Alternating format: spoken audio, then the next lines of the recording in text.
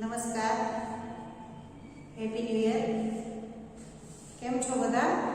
મજામાં ને? ધોરણ 6 સામાજિક વિજ્ઞાન આપણે પ્રથમ સત્રનો કોર્સ પૂર્ણ કરી હવે આપણે દ્વિતીય સત્રની શરૂઆત કરવા જઈ રહ્યા છીએ. ત્યારે સરસ મજાનું બીજું સત્ર તરોતાજા દિવાળીની ઉજવણી પછી શરૂ કરવા જઈ રહ્યા છીએ.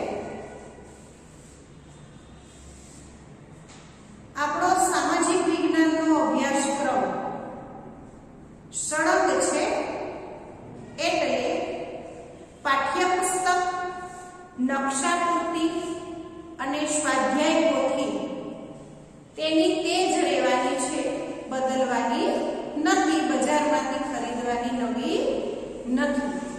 બરાબર? પ્રથમ સત્રમાં આપણે પાઠ 1, 2, 3, 4. હવે દ્વિતીય સત્રમાં આપણે બધા જોઈએ અભ્યાસક્રમ દ્વિતીય સત્રનો પાઠ 5, 6, 7 અને 8. પછી પાઠ 9 અને 10 પ્રથમ સત્રમાં આપણે ભણ્યા હતા, એટલે દ્વિતીય સત્રમાં હવે પાઠ 11, 12, 13. પ્રથમ સત્રમાં આપણે પાઠ 14 અને 15 ભણી ગયા છીએ. ત્યાર પછી પાઠ 16 અને 17. આ છે આપણો દ્વિતીય સત્રનો અભ્યાસક્રમ પાઠ્યપુસ્તક અને સ્વાધ્યાય પોથીમાં. બરાબર? નકશાપૂર્તિમાં પણ 2 પાઠ છે, 3 પાઠ. પ્રથમ સત્રમાં 2 પાઠ હતા, પાઠ 9 અને 10. હવે નકશાપૂર્તિમાં બીજા સત્રમાં 3 પાઠ રહેશે, 11, 12 અને 13. બરાબર છે? સ્વાધ્યાય પોથીમાં પ્રથમ સત્રમાં જો કોઈને હજુ પણ પૂરવાનું બાકી હોય તો પૂર્ણ કરી લેજો. અને અહીંયાથી હવે જેમ જેમ પાઠ સમજાવવામાં આવે અને સ્વાધ્યાય પોથી પૂર્ણ કરવા માટે ઓડિયો ક્લિપ આવે તે સાથે સાથે પૂર્ણ કરતા જજો. બરાબર? ત્યાર પછી હવે આપણે બીજા સત્રના અભ્યાસક્રમ તરફ આગળ વધીએ. ત્યારે પાઠ 5નો શાંતિની શોધમાં બુદ્ધ અને મહાવીર. શાંતિની શોધમાં બુદ્ધ અને મહાવીર આપણે પાઠ 5નો ભણવાનો છે. બરાબર? 2 જીવન ચરિત્ર ભણવાના છે, ભગવાન બુદ્ધ અને મહાવીર. ભગવાન બુદ્ધના માતાનું નામ, પિતાનું નામ, તે કયા સ્થળે દીક્ષા લીધી, કેટલા વર્ષની ઉંમરે લીધી, તેનું જીવન કેવું હતું, તેની માતાનું નામ શું હતું, કયા 4 આર્ય સત્યો આપ્યા હતા. બરાબર છે? અને મહાવીર સ્વામીનું જન્મ. આપણે 2 જીવન ચરિત્ર જોવાના છે. પાઠ 5 શરૂઆત કરીએ આપણે શાંતિની શોધમાં બુદ્ધ અને મહાવીર. ઈસવીસન પૂર્વે 6ઠી સદીમાં ભારતમાં સામાજિક અને ધાર્મિક સુધારણા ક્ષેત્રે મહત્વપૂર્ણ કાર્ય થયા. ધર્મમાં જ્યારે સુધારા વધારાની વાત આવે ત્યારે ધાર્મિક સુધારણા ક્ષેત્રે ઈસવીસન પૂર્વે 6ઠી સદીમાં સામાજિક અને ધાર્મિક ક્ષેત્રે પ્રવેશેલા કુરિવાજો, સામાજિક અસમાનતા અને અનૈતિક બાબતો. કુરિવાજો, દીકરીઓને દૂધપીતી કરી દેવી, બાળ લગ્ન, સતી પ્રથા, પડદા પ્રથા. સામાજિક અસમાનતા પ્રથમ સત્રના પાઠમાં જોયા હતા આપણે, છોકરા છોકરીઓ વચ્ચેના ભેદ, અસમાનતા. પરંતુ આજે એવું કાંઈ છે નહીં. ત્યારના યુગમાં અનૈતિક બાબતો સામે કેટલાક મહાન સુધારકોએ કાર્ય કર્યું. તેમાં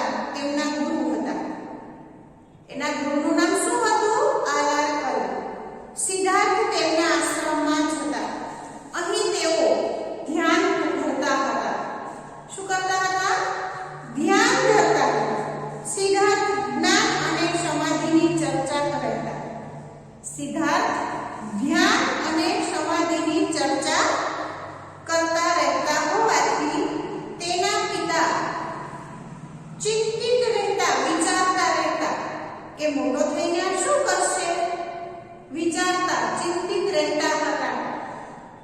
તેમને લાગ્યું કે સિદ્ધાર્થ સંન્યાસી તો નહીં થઈ જાય.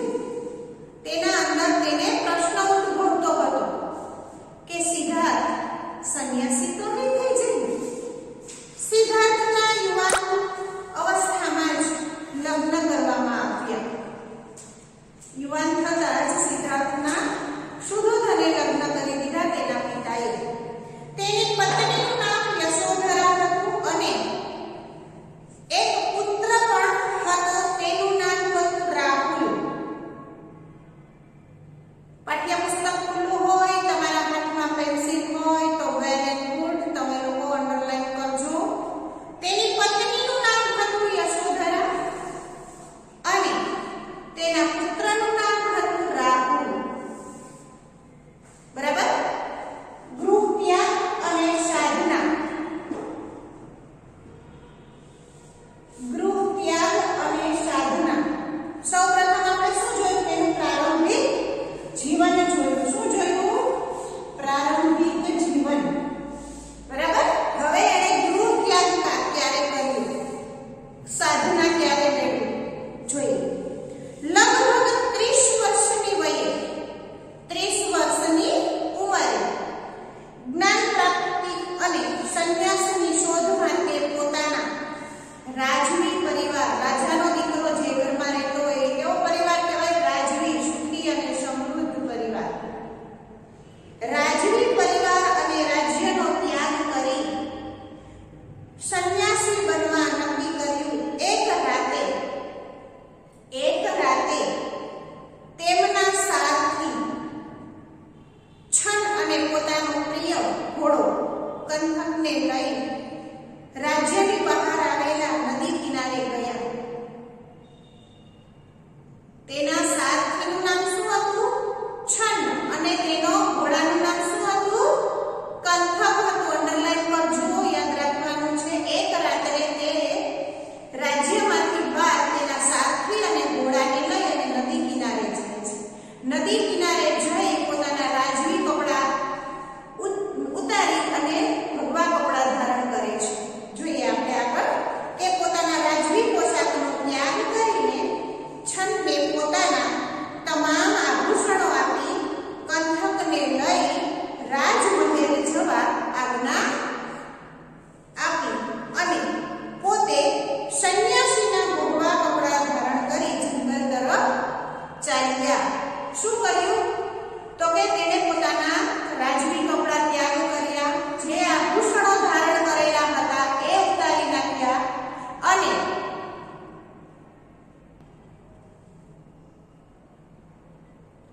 તેણે ભગવા કપડા ધારણ કરી અને જંગલ તરફ જવા લાગ્યા, જંગલ તરફ ચાલ્યા. સૌ પ્રથમ તે ગૃહ ત્યાગ બાદ રાજગૃહ, પછી પુરુવેલા નામના સ્થળે ગયા. ગૃહ ત્યાગ કર્યા પછી સૌ પ્રથમ ક્યાં ગયા? તો કે રાજગૃહ અને પછી પુરુવેલા. અહીં તે 5 બ્રાહ્મણોની સાથે તપશ્ચર્યા શરૂ કરી. સૌ પ્રથમ ગૃહ ત્યાગ કરી અને જ્યારે તે પુરુવેલા ગયા, રાજગૃહ પહેલા ગયા પછી પુરુવેલા ગયા, ત્યાં તે 5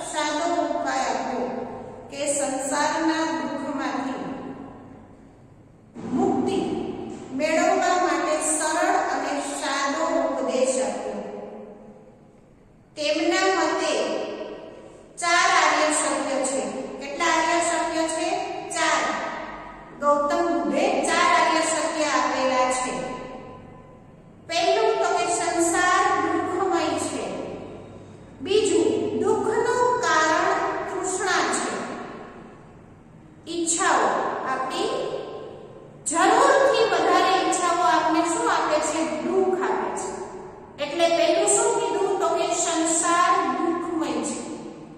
દુઃખનું કારણ તૃષ્ણા છે. દુઃખનો નાશ તૃષ્ણાનો ત્યાગ છે. દુઃખનો નાશ કરવો હોય તો પહેલા આપણી ઈચ્છાઓ ઉપર કાબુ મેળવવો પડે, કાબુ રાખવો પડે. બરાબર? અષ્ટાંગિક માર્ગ અપનાવવાથી તૃષ્ણાનો ત્યાગ થાય છે. ધાર્મિક માર્ગ. બુદ્ધે સમજાવેલા આ 4 આર્ય સત્ય બૌદ્ધ ધર્મના સિદ્ધાંત તરીકે જાણીતા છે, જે સમ્યક દર્શન પણ કહેવામાં આવે છે. સમ્યકનો અર્થ શું થાય? જોઈએ આમાં કે સારી રીતે. સમ્યક એટલે સારી રીતે. સમ્યક દ્રષ્ટિ, સારી દ્રષ્ટિ. સમ્યક સંકલ્પ, સારો સંકલ્પ. સમ્યક વાણી એટલે સારું બોલવું. સમ્યક કર્મ, સારા કર્મ કરવા. સમ્યક આજીવિકા, આપણું જીવન ધોરણ. સમ્યક વ્યાયામ, શરીરને માટે યોગ અને વ્યાયામ જરૂરી છે. સમ્યક સ્મૃતિ, યાદાસ્ત. સમ્યક સમાધિ, ધ્યાન. સમ્યક કેવો શબ્દ છે તો કે સમ્યક છે તે સંસ્કૃત શબ્દ છે. તેનો અર્થ સારી રીતે એવો થાય છે. બુદ્ધ એક મહાન સુધારક તરીકે પ્રારંભિક જીવન, ગૃહ ત્યાગ, સાધના, ઉપદેશમાં 4 આર્ય સત્ય. 4 આર્ય સત્ય પછી બુદ્ધ એક મહાન સુધારક તરીકે પ્રથમ પેરેગ્રાફમાં જ આપણે જોયું હતું ને કે સુધારક તરીકે બુદ્ધ અને મહાવીર સ્વામીને આપણે ભણવાના છે. તેમાંનો છેલ્લો મુદ્દો છે કે બુદ્ધ એક મહાન સુધારક તરીકે. બુદ્ધ મહાન ધાર્મિક અને સામાજિક સુધારક હતા. ધર્મ અને સમાજમાં વ્યાપેલા દૂષણો દૂર કરવા માટે તેણે આજીવન કાર્ય કર્યું. સમાજમાં વ્યાપેલા દૂષણો દૂર કરવા માટે તેણે પોતાની આખી જિંદગી કાર્ય કર્યું. તેમના અનેક શિષ્યો હતા. અનેક રાજાઓ અને રાજ્યો તેમના માનવ ધર્મથી પ્રોત્સાહિત થયા. તેમણે નીચે મુજબ સુધારા કર્યા હતા. તેણે નીચે મુજબ સુધારા કર્યા કે ઈશ્વર અને આત્માનો ઇનકાર, કર્મકાંડનો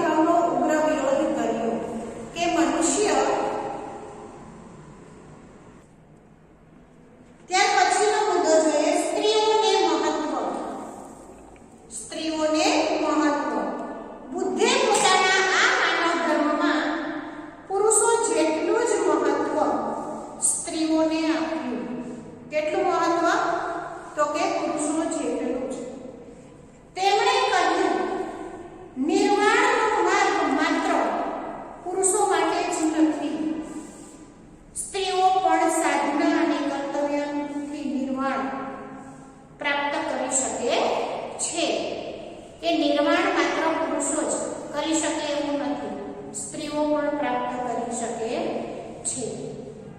લાસ્ટ મુદ્દો ગૌતમ બુદ્ધનો નિર્વાણ. બુદ્ધે વૈશાખી પૂર્ણિમાએ બોધિ ગયાની છાયામાં જ્ઞાન પ્રાપ્ત થયું. જ્ઞાન પ્રાપ્ત કરી બુદ્ધ ભારતમાં સમાજ અને ધર્મમાં સુધારા કરતા રહ્યા. અનેક લોકોને તેણે સદમાર્ગે વાળ્યા, સારા માર્ગે વાળ્યા અને સત્ય અહિંસાનો ઉપદેશ આપી માંસાહાર અને ઉચ્ચ નીચના ભેદભાવનો વિરોધ કર્યો. 80 વર્ષની વયે કુશીનારામાં તેમનું અવસાન થયું અને તેઓ નિર્વાણ પામ્યા. પરંતુ વિશ્વભરમાં આજે પણ તેના વિચારો અને ધર્મ જીવંત રહ્યા છે.